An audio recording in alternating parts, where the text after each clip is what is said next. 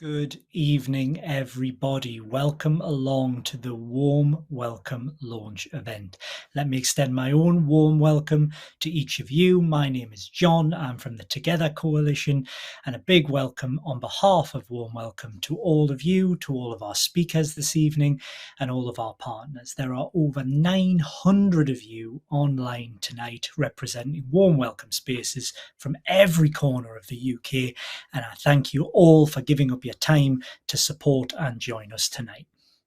Last year, the emergency response that all of you put together for Warm Spaces reached out to communities during the worst cost of living crisis for over 70 years. That was nothing short of heroic. Thank you, all of you, for your wonderful generosity and for making such a remarkable difference to everybody struggling to keep themselves warm or feed themselves last winter. Sadly, the outlook for this winter is just as harsh. Stark findings from the Trussell Trust that have been published recently have revealed that half of those people on universal credit ran out of food in the last month and couldn't afford to buy more. Millions of people are saying that the cost of living crisis has actually now become a new normal. Food prices are still rising. When temperatures start to drop, that prospect of paying for those energy bills is going to start to feel like an impossible challenge. The UK truly faces a tough winter ahead. And that's why tonight we're going to ask every single one of you to work with and as part of the Warm Welcome campaign together so that we can turn that poverty and isolation into warmth and welcome. Before we start, though, a little bit of housekeeping tonight. A few things. On the right-hand side of your screen, there is a chat function. You should be able to log in and use that right now. Jump straight in there, say hello, tell everybody where you're from, and chat away to one another as the event's going on. If you've got questions for the panel this evening, do please use the live Q&A function. That's different from the chat function. That means we'll pick up your questions, ready to answer them a little bit later on in the event. And if you've got any technical support issues, if you have any problems with video, audio, anything like that, at the top of your screen on the right-hand side, there's a little red person. That's the live support function. Jump on that and someone will get back to you as swiftly as they possibly can to get and help you with your query. Do share your questions through that live Q&A function as soon as possible. Not just the chat, pop them in the live Q&A so we can see them, because the earlier you get them in, the earlier our team can make sure we're ready to answer them as we go through the evening. Now, I'd like to introduce our first speaker this evening, one of the most integral people to last year's Warm Welcome campaign, David Barclay, our Warm Welcome campaign director. Hi, David. Hi, John. It's brilliant to be here and to be with so many of you. Superb. So, David, I'm going to ask you some questions in a minute, but before we start, I'd like it if we could share this uplifting and incredible film that you've made, celebrating the Warm Welcome spaces and the heroes of that first campaign that took place last winter. The story of Warm Welcome began with a meeting between faith leaders and the former Prime Minister, Gordon Brown. And one of the things that Gordon Brown said was that he was in touch with local authorities that were planning what he described as train station waiting room style heated spaces for families that were going to be struggling to heat their homes during the winter. That image really hit home with everybody. And made everybody feel we've got to do something better than a train station waiting room. It was the bank who rang me and said, Mrs. Copeland, do you realise you've overdrawn? I've turned the heating off. We are all finding it hard to manage, to make ends meet. You go around there and you can enjoy it and you know that you're welcome. You're not going in, oh, they want to get rid of you. If you were to come to my house for a meal, I want you to have a great experience. I want you to come in and feel comfortable, laugh, joke, cry even, together in a secure kind of fellowship. A warm space provides that for people. Even with the government help, there's still now almost 4 million children living in food poverty in this country. There's more than 8 million people living in fuel poverty. So it's enormous numbers that we're talking about. And of course, behind those huge statistics are real human stories. Every part of the community has its strength. You bring them all together and you put it all in one big pot. The whole community is strong, isn't it? Or stronger. And it's not about just us helping people here. You know, when they get outside, they help each other. They set up WhatsApp groups. They take phone numbers. They talk to each other. They meet each other in the shops or the streets. Oh, it's you know, it's warm space, it's a warm welcome. You go in there, you might be miserable and down, but you come out with a smile on your face. It's very good here. Different people from different backgrounds, different countries and that. We play bingo here sometimes, and it's very good. You know, it make me laugh, and you know, different people and children even come sometimes. You know, playing and things like that. We need more of these places. We need more places like this.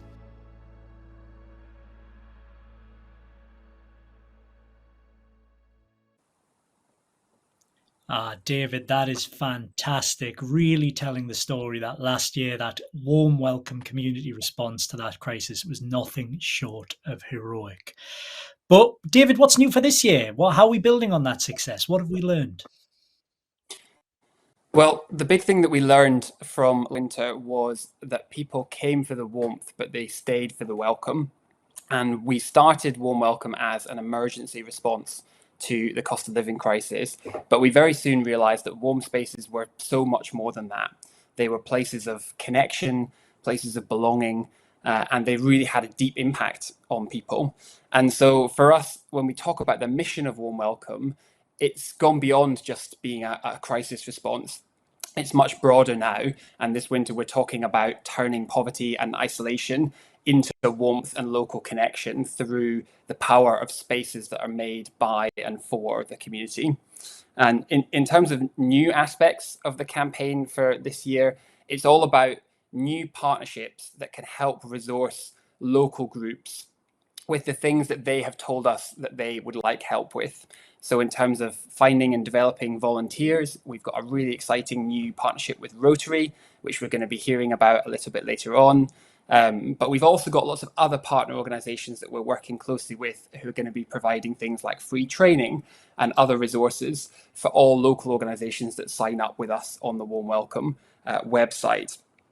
So we've also got a new group this winter for people who are coordinating warm spaces or who are supporting multiple warm spaces in a particular part of the country.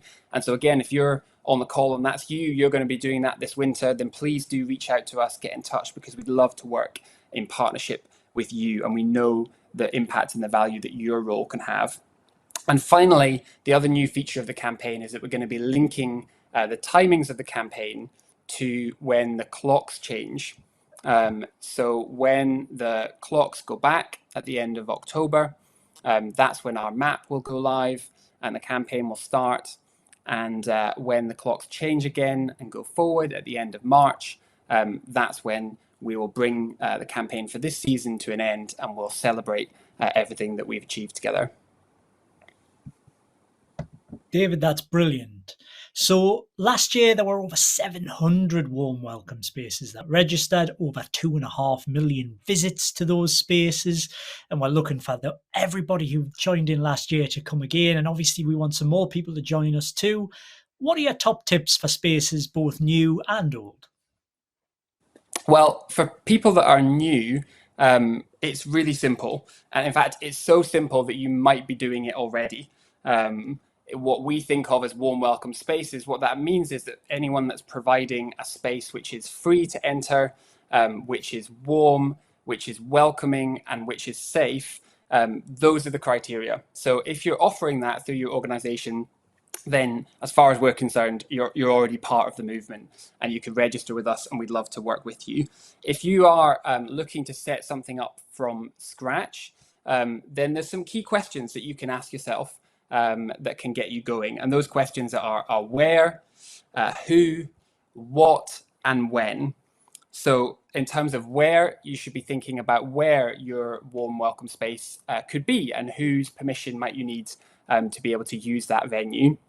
In terms of who, you can start off by thinking about who's your core team. Do you have a few key volunteers that you can work with to make the space? But also think about who you might want to come and visit the space. who are the intended guests, and that can really help you to then answer the following questions about what you might do and when you might do it. So thinking about different activities or refreshments, things that you could put on at the space, and when opening that space might make the most sense. Whatever your answers to those questions, the key thing is to keep it simple and to give it a go. For old hands, for people that have been at this for a while or who were part of it last winter, we'd love for you to think about how you can deepen your impact this winter. So that could be around how you could help guests to volunteer and to really blur those lines between who is helping and who's being helped. That's one of the great things about warm spaces that we learned last winter. But you could also think about how you could better connect with other local groups and organizations in your community to provide the best possible support for people.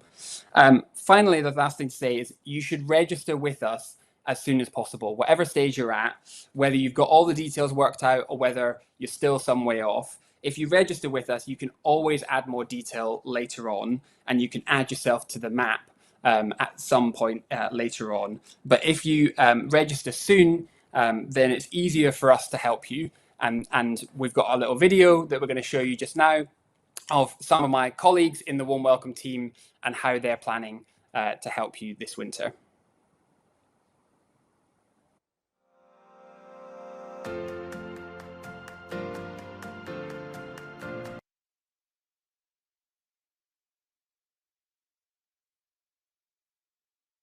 Hello, I'm Myra Johnson and I lead on communications for Warm Welcome, and I'm really looking forward to working with you all over the coming months. We've developed a new campaign communications toolkit to help you promote your warm space so everyone in your community knows you're ready to give them a warm welcome. It also helps us to raise awareness nationally and vitally to fundraise for your amazing work. When you sign up and register your warm space, you'll have access to our toolkit and lots of colourful assets that really show and can communicate your story.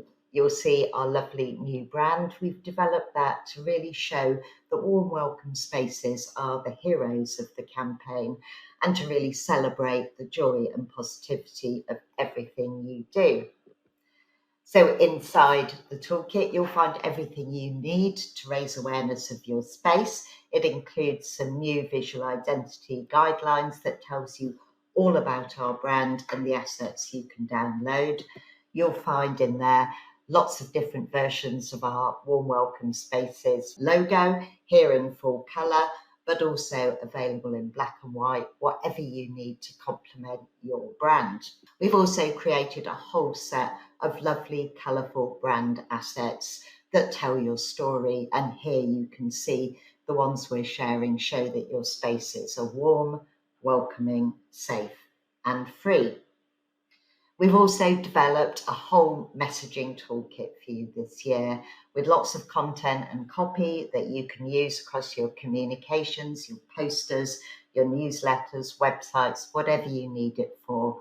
And you'll find in there as well, we've created a template press release to help you publicise your space with local media and some social media messages to get you going, and we'll send you more throughout the campaign. Stories, your stories, and the people you're there to support and their voices are absolutely at the heart of Warm Welcome. So we hope that you'll share your stories and your news throughout the campaign, and we can amplify that across our channels too. Finally, we've created a whole set of colourful social media assets. There's lots to choose from and they're ready to go to share across X, formerly known as Twitter, Instagram, Facebook and LinkedIn. And please remember to follow us, the Warm Welcome campaign on social media, and use the hashtag Warm Welcome Spaces. When you do that, we can engage with you and share and amplify your stories too. And please remember that we're here to help. So do get in touch if you need anything else to help you get ready for our winter campaign. I'll look forward to working with you and giving you a very warm welcome. My name is Emeka Forbes. I'm the inclusion lead for Warm Welcome. Now, there are loads of ways you can make your Warm Welcome space more inclusive. Start by thinking about your local community. Who lives in the area? Is it mainly young families or older adults? Talk to people in your community, get an idea about what the need is. Think about how you can start to design your space around those needs. For example, is it wheelchair accessible? Do you have a child-friendly area in the space? Start to think about your opening hours. If lots of people in your community are in work, they might only be able to access a more welcome space during the evenings or at weekends. Likewise, if you expect lots of families to come into the space, work around school hours. Offer information in multiple languages. It's not just about understanding, it's about feeling welcomed. If you're providing food, consider diverse dietary options, think about halal options, kosher options, and also remember that the activities you host can attract lots of different groups. So think about ways to embed multicultural music sessions or craft workshops, whatever you can do to respond to the kinds of people who are going to be coming into your space and make them feel welcome and give them a sense of ownership. Start to really engage with local organisations. They're really critical for helping to spread the word about your space and ensuring that a broader audience knows about your space. And finally, try and have a diverse team of volunteers. It really makes a difference to people coming into the space to see people who they can relate to and feel a connection to. Let's really make sure this year we give everyone a truly warm welcome. Hello, I'm Ellie Palmer. I'm the lead on fundraising for Warm Welcome. We know it costs you, our spaces, a lot extra to keep the lights and heating on, and a great Warm Welcome space requires time and resource. We also know what a difficult funding environment it is for many right now. It isn't an easy time to be generating income and raising funds for new or even existing work, however valuable and important it is. And of course, your work is vital to the thousands of people who will come through your doors this winter to receive a warm welcome. That's why we are speaking with key decision makers and working hard to communicate your needs to them, as well as through our media work. We are here to listen and to what you need and represent you to businesses, government, and other potential funders and providers of resource. Thank you so much to those of you who've already fed into this work through our survey about your funding needs. This survey remains live and is your chance to let us know what would best help and support you in this area. We'll be keeping this conversation going, and we'll be knocking on doors and talking loudly about your needs wherever and whenever we can. If you go to our website, you'll find some fundraising tips and advice, and we will continue to share funding opportunities as and when we become aware of them, most often through our newsletter. And please make sure you've given us GDPR permission to contact you, ideally both email and telephone, so that we can make sure we keep you updated. We're striving to crowd in what we know are essential resources for spaces, because we know the difference an impact a space can make.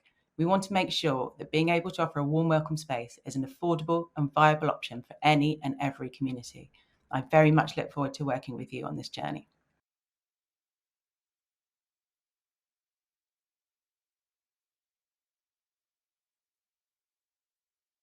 Who we'll hear more from later. As Ellie said on the video there, the more you keep in touch, the more we can support you. So do jump on to warmwelcome.uk after this call. Jump on all those resources and importantly, register your space and give us that GDPR tick so that we can keep you in the loop. All right, I am going to introduce one of my favourite people in the whole wide world in a moment. We are so thrilled that Rotary, one of the world's largest and most successful global membership and humanitarian service organisations, will join us tonight and for the Warm Welcome campaign this year. Rotary Great Britain and Ireland are partnering with Warm Welcome, sharing their expertise and hoping and helping to match volunteers with Warm Welcome spaces. And tonight we're welcoming Amanda Watkin, the General Secretary of Rotary International in GB in Ireland. Good evening, Amanda. John, good evening to you, and what a lovely warm welcome you've just given me, so thank you for that. Amanda, thank you for joining us this evening. Thank you for being part of the campaign. Last year, Warm Welcome Spaces said that attracting and supporting volunteers was one of the greatest challenges they faced, so I know we're very, very pleased to be working with Rotary to support that this year. Why don't you tell us your top tips for supporting and working with volunteers? Well, John, I think the key thing when it comes to working with volunteers is understanding that just like in any community group, people have individual talents and time and treasure that they can share. And in Rotary, we have 34,500 people that are there willing to give their time and to get that story out and to get involved with the community. You know, for way over 100 years now, we've been supporting communities up and down the country, and Warm Welcome is atypical of the kind of project and activity that our members are keen to get involved in and to support others getting involved in. I think the critical thing is understanding that there's such a power in volunteering. You know, being a volunteer gives you so much back as well. So our plan really, as we move forward with this particular partnership, and I have to say we're delighted to be in a formal partnership with Warm Welcome this year, is to ensure that volunteering is accessible. You know, we've got warm welcome spaces which are there to invite and enable people to feel that they've got a place where they can go, a place where they can share their concerns, a place where they can laugh and have fun, as was talked about a little bit earlier. But actually, from the volunteer perspective, the person who's helping to facilitate those spaces being accessible to members of the community, actually, there's such an intrinsic satisfaction out of being in that giving space that it's something that we as Rotarians and as Rotary up and down the country really want to make sure we offer that out to people beyond our network. So, you know, we're kind of facilitators within the community. We are the people, I guess, that can be a bit of that glue that holds the various units together.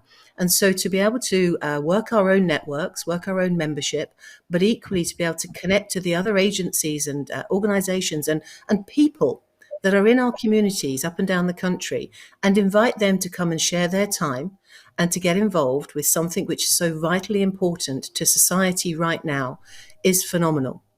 So making sure that you know, we meet the needs of people across society. We've spoken tonight a little bit about the economic crisis, the impact of trying to make decisions between heating our homes, feeding our children. You know, those are massive drains and strains on our mental well-being. So actually, by having warm welcome spaces, there's actually a byproduct to all of this, and that is the health and well-being of a community. And being there for one another and being able to share our time and our talent and our treasure, I think is so important. You know, Rotary's part in this is one small part, really. I feel we're a good partner for you, without a doubt. But actually, it's all the people. It's all the people that get involved. It's all those spaces that are opened up. It's all the different groups. We talked earlier and we heard about, you know, the opportunity to be inclusive and ensure that people feel welcomed. And across this network of warm welcome spaces, we have all sorts of venues that are opening their doors and sharing their space with others. And that's how we actually come together. You know, collaboration within society is critical to our success. You know, as a nation coming together, and we saw that so much through the pandemic, and now through the warm welcome spaces, we're getting that opportunity again. So top tip, be good to each other, be kind to each other, and actually share what you have. And that's what Rotary is going to do over the course of this winter period. Amanda, that is fantastic. Thank you so much for your support, and thank you so much for being with us this evening for the launch event. We look forward to hearing more from you as the campaign goes on. So very soon we are going to move into the Q&A section. If you haven't got your questions in, don't worry. We're going to publish a frequently asked questions on that website after the call tonight for any that we don't get through with our fantastic panel. That will be on warmwelcome.uk. And do remember, jump on there straight after the call this evening or any time afterwards and register your spaces. Even if you registered last year, we do need you to re-register again at warmwelcome.uk after tonight. But before then, we heard some top tips from Amanda about looking after volunteers. Every single volunteer and person involved in this campaign is a hero, and let's celebrate some of those campaign heroes that we've caught up with and hear about their excitement, ambitions, and the support they're offering for this year's campaign.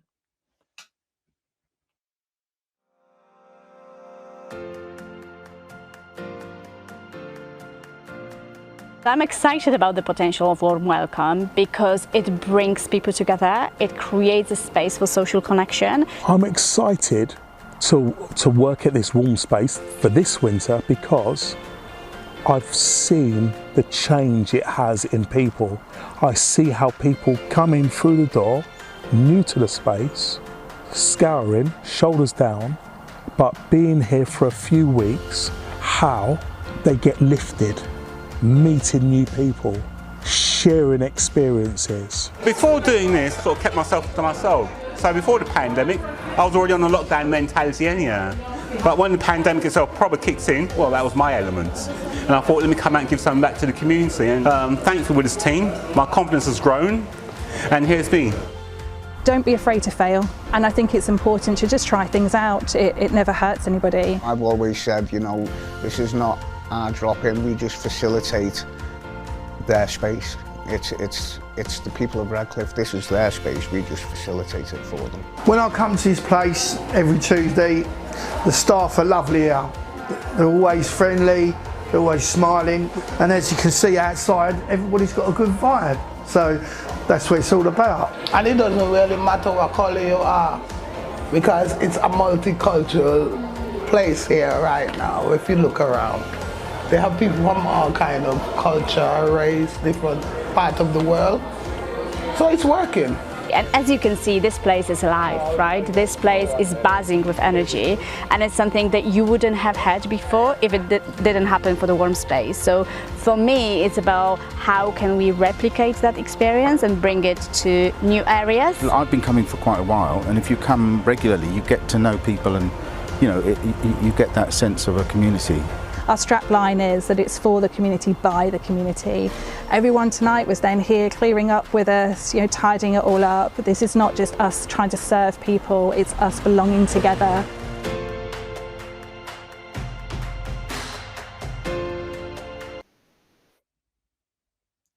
Oh, I love that so much. On behalf of the Together Coalition, and I know there'll be some Together Coalition organisations on the call tonight, that welcome, that idea of people coming together and people really finding themselves in these spaces is exactly why we're excited to be involved in the campaign this year.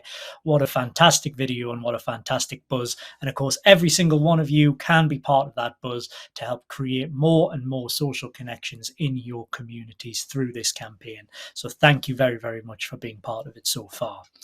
All right, I'm going to introduce our fantastic Q&A panel this evening. We're going to welcome back David Barclay, the Warm Welcome Campaign Director, and he's brought some friends with him as well. So let me go around the room and just ask everybody to introduce themselves, and I'm going to start with Carl.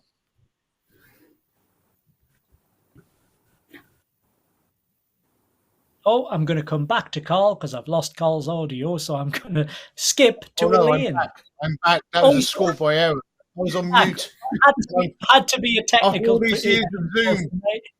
I had to go back. I'm going to come back and say, Carl, how are you? I'm very well, thanks, John. Thanks for having me. I'm Carl Beach from Edge Ministries. Superb, superb. And we've got Elaine. Thanks, John. Hello, I'm Elaine Morgan, and I'm from the Greater Manchester Combined Authority. Fantastic. Isabel.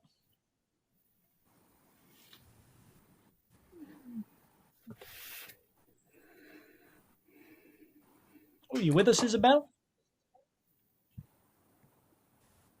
Oh, we've got Isabel on mute as well. We'll come back to Isabel. We'll say hello to Amika. Hi, everybody. I'm Amika Forbes, warm welcome inclusion lead. Great to be here. Thanks, John. Brilliant. And Isabel, do we have you now? Oh, I still don't think we have Isabel.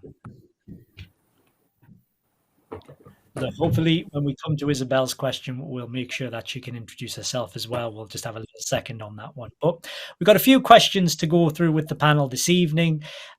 First and foremost, one of the big things that we hear about a lot is the fact that these warm spaces are for the communities. They're a local asset, but this is a national campaign. What does it mean for those local community groups to become part of something so big and important at that? And what are some of the positives, and maybe what are some of the challenges that are involved in that one? Elaine, I wonder if I could come to you on that one first, and then maybe we'll hear from Isabel.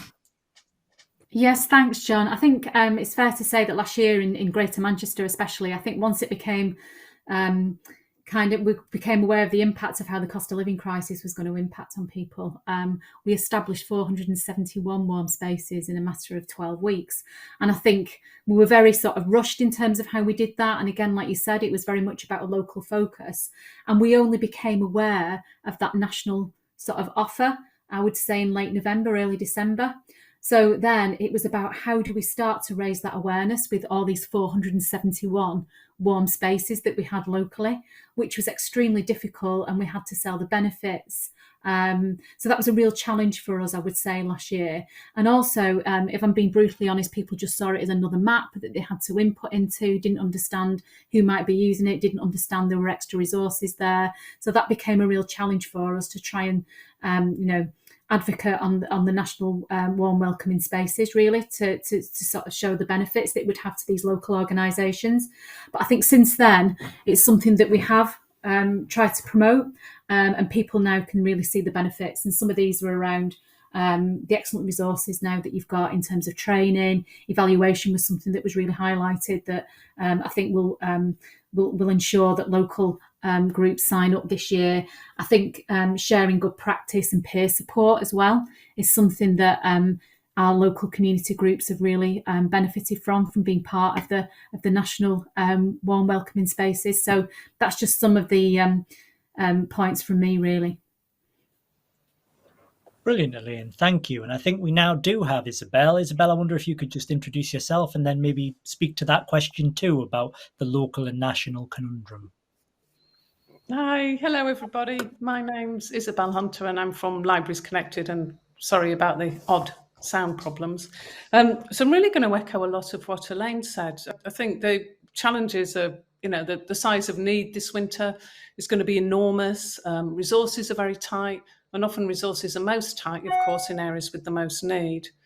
But I think that the fact that this is a really locally rooted campaign is so powerful, because that's how you know who's in your community, who needs support, but also who's out there who can join with you and help, and how you can, as we've heard today as well, how you can start to build those networks so that when people leave your warm space, they've got other people, other friends that they've made who can help them through the winter and who they can help as well.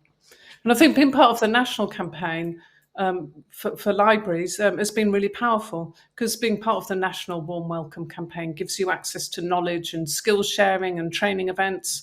Last year it gave loads of publicity. The story was in the news, in the media all the time. It was really hot topic last winter. The evidence that came out of the evaluation I thought was really powerful. So not just about the numbers of people who use the spaces, but that really important evidence about how people were coming here for warmth and, as we've heard repeatedly this evening, also for friendship and connection, and how important that was. And of course, evidence is really important if we're going to speak to government to make the case, and to speak to funders to get support. So I think the evidence coming out of the national campaign, really, really clear, really, really powerful. And finally, I think being part of the national campaign gives a true sense of purpose to what we're all trying to achieve locally. So the way the campaign joins together all these tiny little streams and medium-sized brooks of local activity. So together we form a really mighty river that absolutely cannot be ignored. That is brilliant, Isabel. Thank you very, very much. You talked about kind of being featured in the press there, Isabel. Some people have taken to commenting on things like that, saying, is warm welcome just papering over the cracks? And is that cost of living crisis really becoming that new normal? And really, how helpful are these warm spaces, and what genuine role can they play? David, I wonder what you think about that. Yeah, I think when we're doing this work, we have to find a way of balancing the positivity and the hope that comes from local communities banding together, offering those places of support and connection and purpose for people, alongside an appropriate anger at the level of need and the fact that there are millions of people in this country who are going to be struggling to keep themselves and their families warm, despite us being one of the richest countries in the world.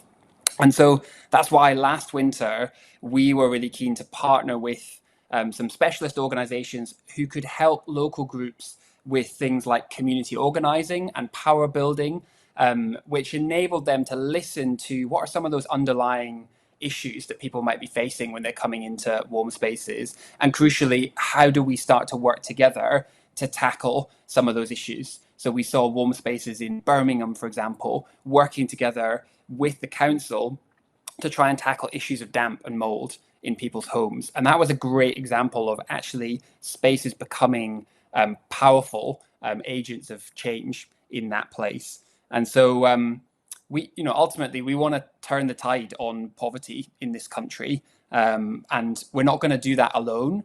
It's not going to be just warm spaces that do that. But I'll tell you something, I don't think it's going to happen without a concerted, organized movement of civil society organizations, and Warm Welcome and Warm Spaces can absolutely be a part of that. Thank you, David. That's great. Some people say that to deal with this is actually, it's not just about the kind of resource in terms of warmth, but it's actually about the people that are coming through the door and how you can help them cope with what feels really impossible and difficult. And people are asking how warm spaces can manage that really day-to-day challenge of supporting people at their most vulnerable, whether that's safeguarding issues, whether that's mental health issues, whether that's children, young people. How do we ensure that the people who actually give up their time to help, that the people putting these spaces out there are well trained and well supported to make that happen? Carl, maybe I can come to you on that one. Thank you. Yeah, that's a massive question. In one sense, it could be quite simple, and I wouldn't want people to think that this is an onerous task that seems impossible to deliver. It might well be that your community group is already operating as a warm space, you just don't realise it. So, for instance, many church buildings have got toddler groups, there might be drop-ins. They could be considered to be warm spaces with people already trained up as volunteers, etc., and have got safeguarding policies in place. Where I live and work and the centres operate, we were running warm spaces last year and we're doing so this year. When it comes to safeguarding, just to say again, if you sign up to Warm Welcome, there is a handbook, a useful guide that's got lots of information in it, and you'll see it's actually easier than you think. But we ran these spaces last year, and we in one sense we already had some stuff going, so we had trained up volunteers already. But when we increased the capacity, couple of tips: have a couple of people in each venue that are able to host, and make sure they're super friendly people. Put your friendliest, happiest people. So it is actually a warm welcome, not just a warm room, but with a very cold welcome. Some people are naturally happy people, and they're the people that you want to get in there. And they're people that actually won't need much training because they're naturally predisposed to be kind, gracious, warm and welcoming. The other thing I would suggest is that, just as a practical tip, we found that people don't just want to come into an empty room, even if there is a tea urn. If you put board games out, if you put magazines, if you put books, if you add some content, could be a free game of bingo. We do that, and it's a pack out. Everyone means a packet of hula hoops kind of stuff. People will actually come in if you give them a reason to want to be there, other than just you need to come in because you're cold. And if you do that, then you engage in conversations with people, and they're easy conversations. And if you pick up on vulnerabilities and needs, that's an additional, perhaps, pressure. But what we found is if you link with your local, for instance, health and wellbeing teams, which you have here, mental health support groups, counselling services, food banks, clothing banks, that kind of stuff, and advice services. We run a lot of that anyway, but we do have connections with that within our local community, then that takes the strain off you, because you can say where you need to go is these people, and then you give them a personal introduction. And that means we're being responsible too when we come across vulnerabilities, and that takes a bit of the pressure off the training burden as well. It's not as hard as it seems. This is about a warm space with a warm welcome and lots of effective signposting. Love that. Thank you very much. Now, of course, we want to make sure that that warm welcome is for everybody. And a lot of people are wondering maybe how can we reach those who wouldn't normally access that warm space and make it truly inclusive. Amika, you're our inclusion lead. What do you think about that? Yeah, I mean, look, I think the very first thing to say here is, last year we know that we had sort of a really diverse range of people who came into warm welcome spaces, who came for the warmth and stayed for the welcome. So it was a really positive campaign last year. But we are, absolutely not going to sort of assume that everything is going to be as positive and that we're going to get everything right this year. So we're really prioritizing making sure that inclusion is built into the heart of how we design and deliver this campaign. I think the one important caveat for me to note here, is the honesty that, look, we're not going to get everything right. This is a learning process. And there was one of the videos that we saw earlier. There was a lovely phrase. It sort of talked about warm welcome spaces being for the community, by the community. And actually, that's very much the approach we're taking with the way we think about our inclusion strategy. So we really want to hear from you as individual spaces. We want to know, for those of you who got involved last year, what are the things that went really well for you when it came to inclusion? That could be things at a really sort of high strategic level. It could be very small, whether it's a poster you put up or a specific way you greeted people. But what are the lessons that you can share with the wider network? And again, we spoke earlier a little bit about how, as a sort of campaign, being part of this national campaign gives you access to this community, this collective of other spaces. So making sure that if you've got ideas and insights, that you're using the mechanisms that we're developing to share those ideas with everybody else. Now, I think in terms of what we're doing as a sort of campaign team, there are probably 3 core areas that we're focusing our inclusion strategy on. The first is availability of spaces, and that's both geographic coverage and it's the times that spaces are open and available. So again, we know that last year we had some areas of the country where we had some clustering of spaces. We had other areas where actually there wasn't as much provision as we would have hoped. And it's really important that if somebody needs access to a warm welcome space, that they can access that space within their local area without having to sort of take 2 or 3 different buses and travel hours out of their way. So that's really important. So if you're a space that, or you're an organisation that has the ability to think about where your space is located, look at what the local need is, look at data from your local authority, talk to people in your community, figure out, if you've got the option to, where the best place for that space to be located is. And the timing of spaces is also really important. So again, we know that last year, many spaces were predominantly open during kind of normal core business hours, so sort of 9 to 5 in the day. But again, lots of people who are, in work poverty, they're at work during those hours. They need spaces during the evenings. People who might have children, they need to have spaces that they can access around school hours. So thinking about whether you can tailor your opening hours. And the final thing is around sort of when you're thinking about spaces, equipping those spaces. So, Carl, I think sort of made some really interesting points there around specific things that you can do, but making sure that in spaces you're coming up with activities that are inclusive, activities that work across different cultural groups, that work for different age groups, that you're thinking about the way that spaces are designed. So accessibility, is it wheelchair friendly? Have you got child friendly areas within your space? They're all really important things when it comes to equipping spaces. And the final thing I will mention is one of the things we're doing as a campaign team, and Myra has spoke about this a little bit already, and I'm sure we'll hear more about what we're doing as a kind of comms side of our campaign, is we are making as much noise as we can about warm welcome and the spaces that are available across the country.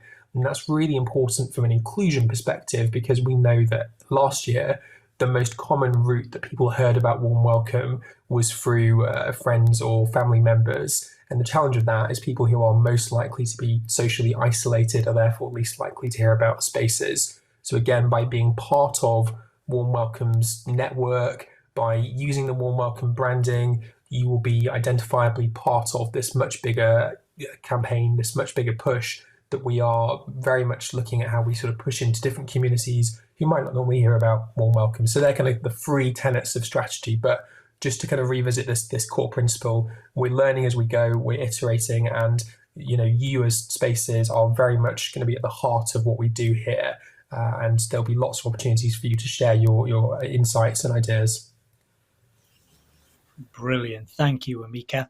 So turning to some of the questions that we've had this evening from the chat, there's lots of questions about that Rotary partnership, lots of questions about how you can go about getting volunteers. The message from Rotary is if you have a pre-existing relationship with your local Rotary, please feel free to reach out to them. Do feel free to kind of see how they can engage. But of course, do use the warmwelcome.uk website, register, use the contact functions on there and get in touch with us. And we'll be putting a little bit more information about that Rotary partnership and some of the specific questions that have been asked into the FAQs tonight. The other big question that's coming up is about funding. We've got some incredible people in the chat offering funding, offering gifts. We can't get back to you on the chat, but we're going to talk to you about how we can get some information from you in a moment. But of course, there's loads of sites asking about the availability of that funding or where the funding might come from. I know it was mentioned on the video earlier, but David, maybe you could talk to us about how that's going to work. Definitely. So firstly, if you've got funding and you'd like to have a conversation with us about that, obviously we'd be absolutely delighted to have that conversation. You can email us info@warmwelcome.uk. That's info@warmwelcome.uk, and we'd love to pick up that conversation with you very soon. In terms of people looking for resources, just a couple of ideas. There's lots more information in the handbook that you will get when you sign up on the website. The kind of places that we saw lots of warm spaces getting resources from last winter, one was local authorities. And the best way to try and start that conversation is actually to contact your local councillor. So there are websites online. If you do some Googling, you can find who is your local councillor for where you are. And you can email them and tell them this is what we're planning, or this is what we'd like to do, but actually here's the resource needs that we have. Are you aware of anything that we could apply for locally that could support people? And you could point to the National Warm Welcome, you could point to our impact evaluation to show what kind of difference you think your space is going to make. Another place that people got resources from was their local community foundation.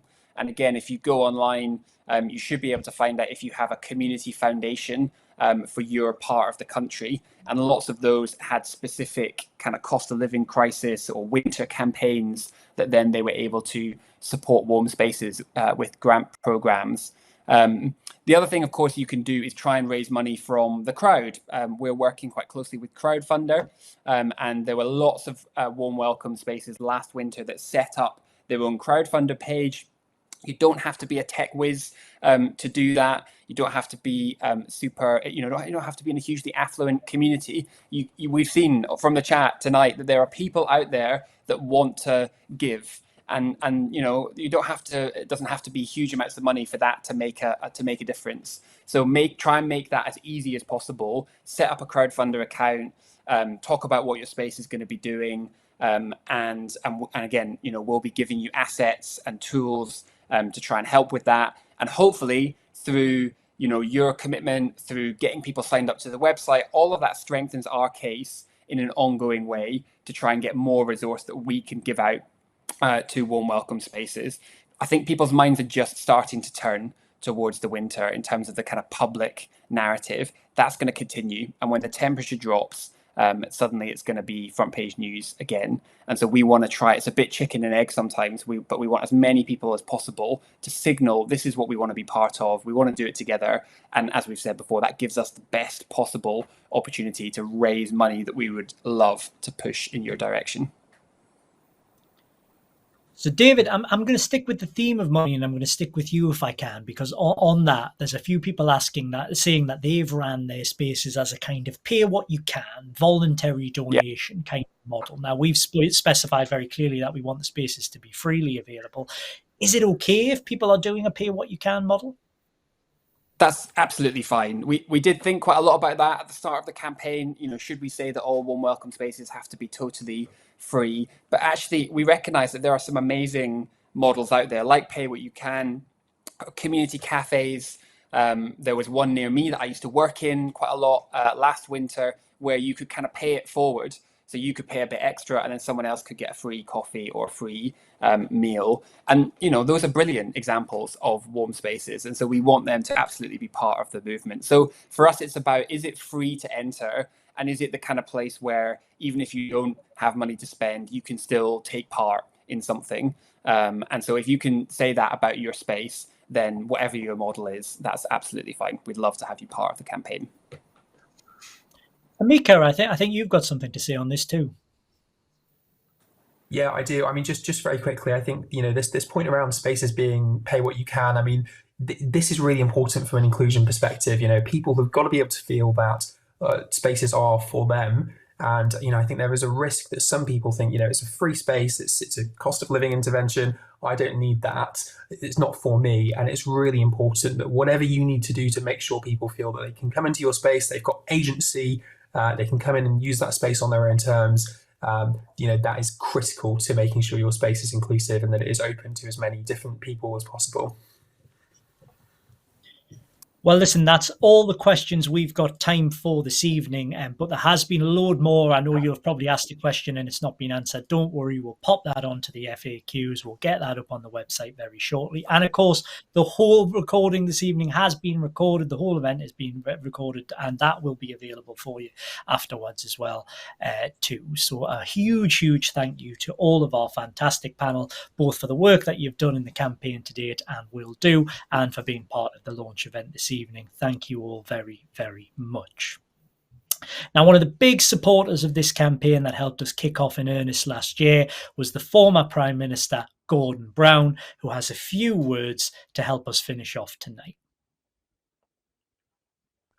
Let me congratulate all those responsible for the success of Warm Welcome, for in a few short weeks, Warm Welcome, a new charity to help people who could not afford to heat their homes or even themselves, has evolved from a very basic but simple idea into a national institution as important to our British society as many charities established over 100 years ago. And with 7,000 warm and welcome spaces in church halls, libraries and community centres, we saw 12.5 million individual visits last year. And what was discovered was that it wasn't just the warmth of the heat on offer that brought people in, it was the warmth of the welcome, the hand of friendship, outstretched to people who felt not just cold, but lonely and sometimes isolated. And so Warm Welcome does not just address a one-off emergency in heating help, but addresses a breakdown in our social fabric that needs to be met by stronger community organisation. And that is why we require Warm Welcome even more, and why we want it to step up this winter, providing more spaces, helping more people, offering more sustained support in more areas of the country. Warm Welcome wants to create a chain of hope that links our country together. In every area of the country, there are people who can help. And in every area, there are also people who need help. I'm asking you to support Warm Welcome in any way you can, so we can bring people together as we face a tough winter ahead. A brilliant statement there by Gordon Brown. As a former optimistic chancellor, what you may have picked up on as well is that Gordon magnified our numbers a little bit there, 7,012 million. It's actually 700 spaces and 2.5 million. But I think we should take that as a challenge for this year to see if we can't get 12.5 million visits to the warm welcome spaces that we want to put in place for 2023.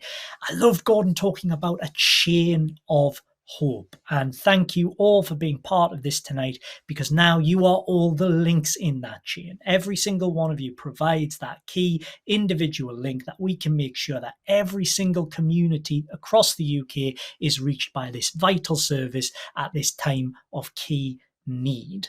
I have been really privileged to be part of this campaign. I am really privileged, and the Together Coalition are really privileged to be part of it going forward. And I want to thank every single one of you for giving up your time to hear about it this evening. I want to thank our fantastic speakers, to David, to Amanda, Carl, Elaine, Isabel and Amika, who put together a fantastic launch event. And we've also got Elliot, Lorian and Myra behind the scenes making this all happen too. A huge, huge thank you to them. As I say, we'll put this video online. We'll put some frequently asked questions online at warmwelcome.uk. But do jump on that website if you haven't already and register that space, even if you did last year, so that you can be part of this chain of hope. Encourage everyone you know, every space like yours, to do the same.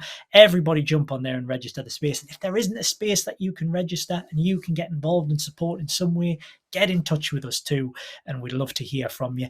And get on social media, follow us, follow the hashtags, follow the @warmwelcome, share your stories, share that news with that team so that we can really amplify the amazing work that all of you are doing and keep this Warm Welcome campaign front of mind, keep it on the front pages, and really tell this fantastic and optimistic story of what a fantastic campaign this is and the great response that we've made to this cost of living crisis. Together, we can be an unbreakable chain of hope that turns poverty and isolation into warmth, welcoming local connection. That in turn will strengthen the communities and make sure no one has to face this warm winter, this tough, cold winter alone. Thank you all very, very much for your time this evening. We hope to hear from you soon, and do follow us at warmwelcome.uk for more information.